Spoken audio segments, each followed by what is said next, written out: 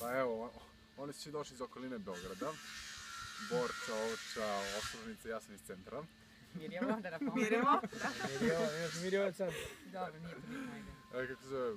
Pa dobro, došli smo ovdje s namerno da će nas i on doveo, on je rekao da poručeno je mesto. Ja sam bio već jednom ovdje pred 20 dana i baš je dobro. Eto, čim je došlo za 20 dana ponovo, verovatno da je dobro. Ja sam stvarno oduševio. Da, nismo još sve obišli, ali ćemo prošli put obići sve. Konje, životinje, sam smo ručali ovdje, hrane. Hrana je bila odlična, usluga također. Prijetan ambijent.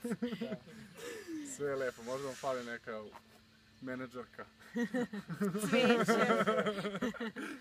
Da lepše malo moment i ambijent menadžeru, a i nama gostima. Tako da, eto. Hvala vam, kako se zove na gostoprimstvu svakako. I doći ćemo opet. Prijetno.